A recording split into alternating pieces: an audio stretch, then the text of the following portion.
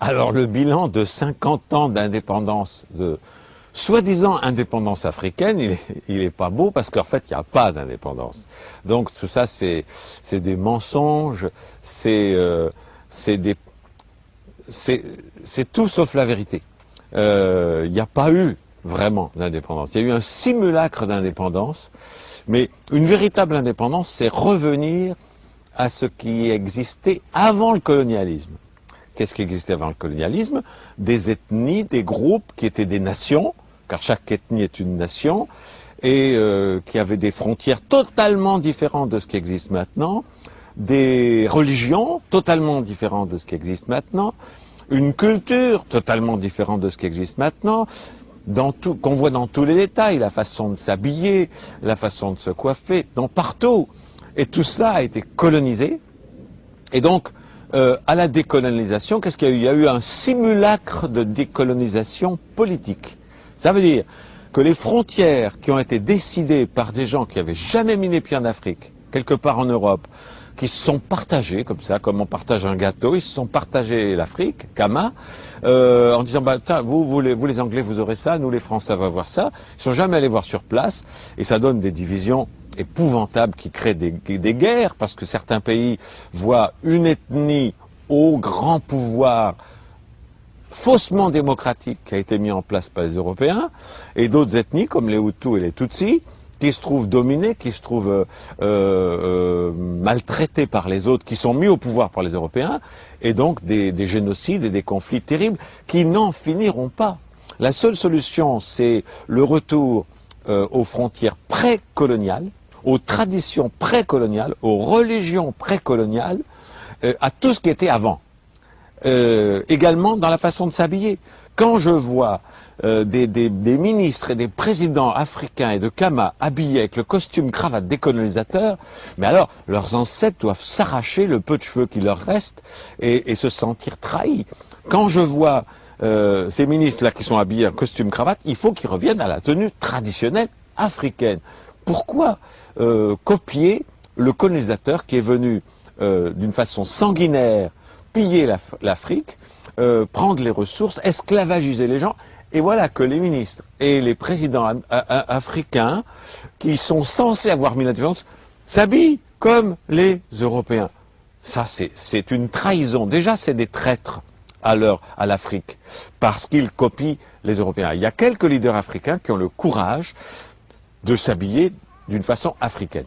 Et tous les autres sont des traîtres à leur culture. C'est absolument inadmissible.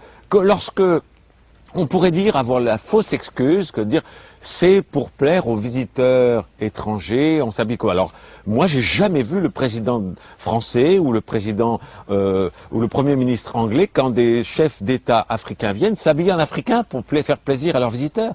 Donc, c'est deux poids et deux mesures. Mais la base de tout ça, c'est, je crois, le plus bel exemple, c'est Mao Tse-tung. La Chine était également colonisée, comme l'Inde, comme toute la planète colonisée par cette minorité minuscule européenne, qui par la force, par la violence, par le sang, a colonisé toute la planète. Amérique du Nord, Amérique du Sud, Afrique, Inde, Moyen-Orient, tout ça c'était des colonies. C'était les empires, l'empire britannique, l'empire français. Le seul qui a compris comment se débarrasser de tout ça, avec Gandhi un peu, mais encore mieux Mao Tse-tung, quand il a fait la révolution culturelle, et qui vraiment voulait se débarrasser de tout ce qui avait pu être influence européenne, colonisatrice. Les Japonais ont eu la chance de refuser l'accès de la culture non japonaise. Et c'est pour ça que le Japon, où je suis là, est un pays que j'adore, car eux, ils sont restés à l'abri de tout ce qui était pollution de la colonisation. Donc, la révolution culturelle, si Kama veut devenir indépendant, si l'Afrique veut devenir vraiment indépendante, elle ne l'est toujours pas. Elle n'est toujours pas parce que les ressources sont pillées par les grands conglomérats économiques européens et américains. Elle n'est toujours pas parce que les systèmes politiques qui ont été mis en place au moment de l'indépendance, qu'est-ce qui s'est passé? Les colons, ils ont mis en place des pouvoirs, ils ont tracé des frontières, et puis, à leur départ, ils ont mis en place des gens soi-disant élus démocratiquement, qui maintenaient les mêmes frontières, les mêmes valeurs, les mêmes... Ce n'est pas de la décolonisation. Et sur le plan religieux, il faut que les Africains comprennent que leurs ancêtres, qui ont été colonisés, qui ont été torturés, qui ont été massacrés pour les forcer à accepter la colonisation, ont également été torturés, massacrés et maltraités pour changer de religion. Les conversions au christianisme ont été faites par la force et par la violence. Alors, imaginez, et les ancêtres que vous avez, peuple africain, sont toujours vivants sur la planète des Elohim. Et ils vous regardent, et ils voient leurs descendants, vous, s'habiller comme leurs tortureurs. Ils voient leurs descendants aller dans les églises qui ont été mises en place par leurs tortureurs. Ils sont désespérés. Si vous voulez retrouver la vérité qui est le culte de vos ancêtres, débaptisez-vous, apostasiez de la religion des colonisateurs, jetez les vêtements des colonisateurs, retrouvez les vêtements africains, retrouvez la culture africaine, retrouvez les religions d'avant la colonisation. Alors là, vos ancêtres vont vous regarder en étant fiers et en disant, tiens, finalement, nos descendants sont finalement indépendants. Pour l'instant, vous ne l'êtes pas. C'est des blagues. On vous fait croire à l'indépendance. Il y a un drapeau, il y a des... C'est des pantins, mais qui sont aux ordres des pouvoirs internationaux. Et vous le savez, en prenant un maximum d'argent qu'ils mettent sur des comptes en Suisse. Et en même temps, l'Afrique meurt de faim un peu partout. Un petit exemple. La cathédrale, la basilique de Yamoussoukro, si je me rappelle bien du nom, c'est aberrant. Il y a une Américaine qui vient de lancer une opération, c'est il y a plus de 30 ans, en disant, le Vatican, s'il est tellement concerné par les pauvres et par la faim en Afrique et ailleurs, mais qu'ils vendent le Vatican, et avec cet argent, il peut donner à manger à tout le monde. Parce que la religion chrétienne dont on vous vante les mérites et avec laquelle on vous a colonisé, a toujours dit, la pauvreté c'est beau, n'avoir rien c'est beau. Ok, faites-le vous-même. Que le pape vende tout le Vatican, c'est une ville. Et avec l'argent, il y a de quoi nourrir tous les Africains pendant plus d'un siècle. Non, ils restent dans le luxe, mais dans les églises africaines, on continue de prêcher la pauvreté, l'humilité. Et c'est des blagues, c'est la suite de la colonisation. Alors si la colonisation politique a été faite à 1%, c'est-à-dire vraiment un simulacre, si la colonisation spirituelle, elle n'a jamais été faite. La décolonisation spirituelle n'a jamais été faite. Vous continuez de singer les Européens en vous appuyant comme eux et en reniant vos valeurs et vos traditions. Vous continuez surtout, une décolonisation religieuse s'impose. Apostasiez, débaptisez-vous, envoyez massivement des lettres aux églises en disant je renie le baptême, je retourne à la religion de mes ancêtres pour qu'ils soient fiers de moi. Voilà. Alors la décolonisation de l'Afrique, c'est 50 ans de perdu, mais il n'est pas trop tard pour commencer. Il n'est pas trop tard pour commencer. Et les meilleurs alliés, j'ai un projet, moi, je trouve que le projet, il est en train de se mettre en place, des États-Unis d'Afrique, des Royaumes unis d'Afrique, car il faut revenir aux groupes ethniques, aux nations ethniques originelles, qui se fédèrent dans une Europe unis, comme les Européens le font, dans une Europe unie, dans une Afrique unie, un Kama uni, les royaumes unis de Kama. Et tous les pantins mis en place par l'Europe sous forme de grands États avec des présidents et des ministres disparaissent pour laisser place aux royaumes originels avec des rois, des ministres qui prenaient soin de leur peuple, de leur groupe ethnique. Tous ces gens-là fédérés dans une fédération des États de Kama, avec une monnaie nouvelle, l'afro, on peut l'appeler, ou le camo, une monnaie unique et la suppression de toutes les barrières douanières, qui va aider à la suppression de du plus grand cancer de l'Afrique, qui est la corruption. Car tout ce qui est importé, qui traverse des frontières, c'est une génération de corruption dont vous, Africains, vous souffrez tous les jours. En supprimant les frontières, en supprimant les barrières douanières, comme l'a fait l'Europe, il y a la suppression d'une grande partie, d'une majorité de la corruption qui ronge l'Afrique. Donc ça, c'est simple, c'est vite mis en place. Et en plus, l'Afrique n'est pas seule. C'est-à-dire que les populations d'Afrique ont des alliés extraordinaires qui sont en train d'ailleurs de commencer à s'occuper de l'Afrique mieux que les anciens colons. La Chine, par exemple. Or, la Chine, actuellement, et ça dérange les Américains et les Européens, la Chine est le plus gros investisseur en Afrique. Et c'est fantastique. Parce qu'ils savent très bien le problème, parce qu'ils ont été colonisés eux aussi. Donc il faut que les États-Unis et le Royaume-Uni d'Afrique, tous les États africains, coupent leur communication, coupent les investissements, interdisent les investissements européens et demandent aux autres colons de s'associer avec eux.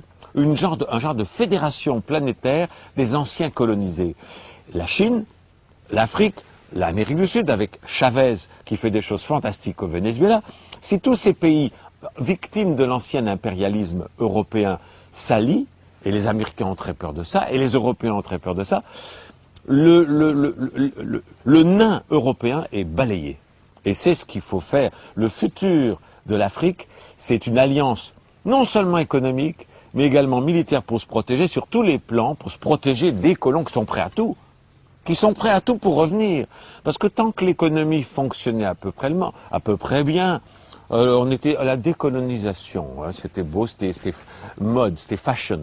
Mais maintenant que le crash économique en Europe et en Amérique s'installe, les Européens et les Américains vont de nouveau avoir faim. Ils sont déjà dans la rue. Ils sont déjà homeless un peu partout. Le nombre de chômeurs augmente à une vitesse incroyable. Le système économique mondial est en train de s'effondrer.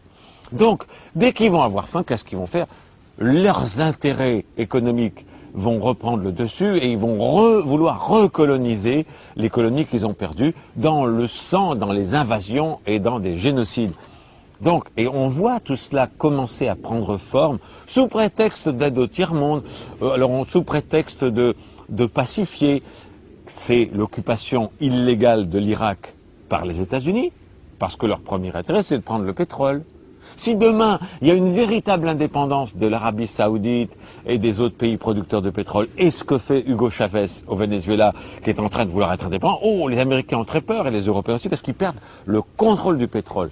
Donc, il n'y a pas de vraie décolonisation. Et pour se protéger de cela, il faut que l'Afrique, la Chine, l'Inde, Chavez au Venezuela, tout cela s'allie pour créer une banque mondiale des anciens colonisés qui s'entraident, des investissements qui s'entraident, des soutiens, des alliances militaires pour se protéger des anciens colons qui vont avoir très rapidement une seule envie, c'est de revenir par la force.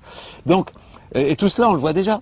Vous avez en Afrique des militaires, par exemple français, anglais aussi, mais français, qui sont là au titre de la coopération. C'est un très très beau nom, la coopération.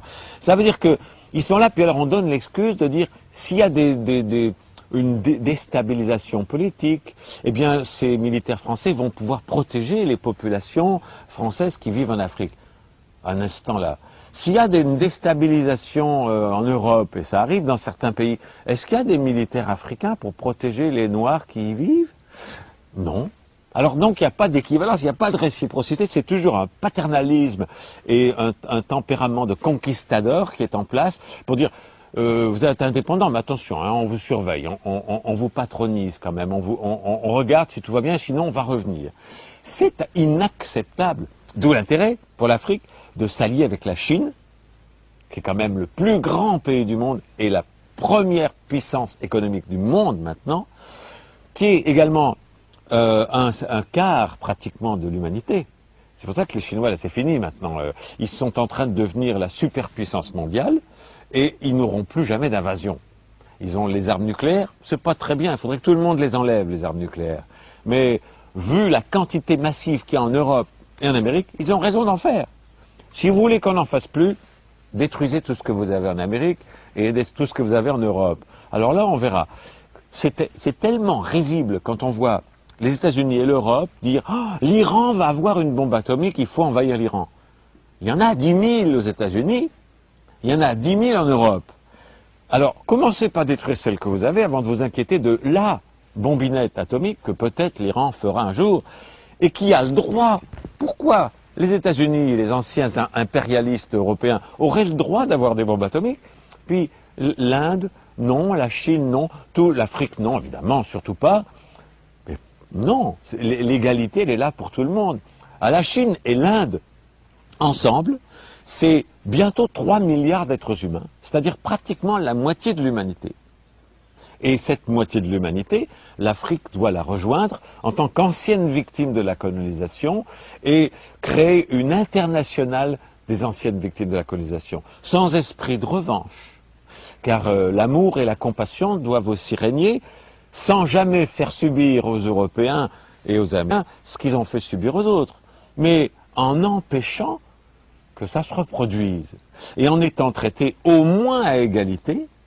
Et il se peut très bien, avec les richesses économiques et intellectuelles que possède le bloc Chine, Inde, Afrique, Amérique du Sud, qui ont toutes les ressources mondiales, qu'un jour l'Europe et les États-Unis soient en situation de tiers-monde. Et il appartiendra aux gens de l'Afrique et aux anciens colonisés d'aider mieux, s'il vous plaît, que ce qui a été fait pour vous, parce que c'était l'aide au développement, c'était plutôt une aide au sous-développement.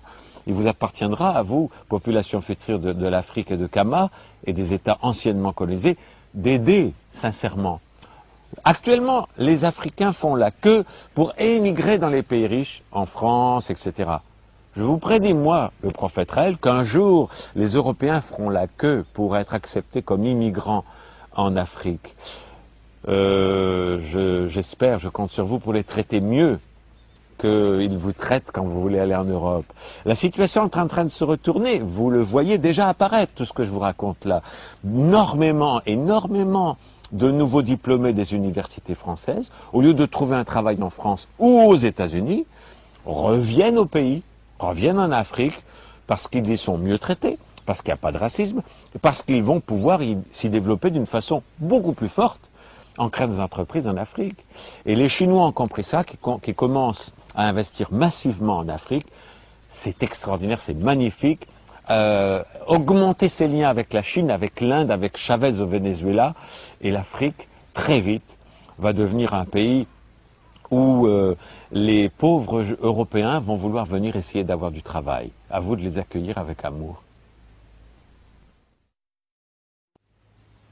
Je voudrais ajouter quelque chose, c'est que l'Afrique, Kama, continent colonisé et où beaucoup de journalistes et de médias sont asservis au pouvoir, et donc indirectement asservis aux anciens colonisateurs, les médias ont une importance cruciale, fondamentale, et en particulier les gens de télévision, et je voudrais remercier Alexis pour son courage, car je suis certain qu'il y a beaucoup de pression de la part des ambassades européennes, de la part des pouvoirs religieux, les chrétiens et tout ça, pour qu'on ne transmette pas mon verbe aux populations africaines. Et je tiens à féliciter, à remercier tout particulièrement Alexis pour avoir le courage de transmettre ces propos-là, qui lui, effectivement, peuvent lui attirer bien des désagréments parfois, mais c'est de ça que l'Afrique a besoin. L'Afrique a besoin de centaines d'Alexis qui disent les vraies choses sans avoir peur de déplaire aux anciens colonisateurs et aux marionnettes qu'ils ont mis en place dans les gouvernements démocratiques africains.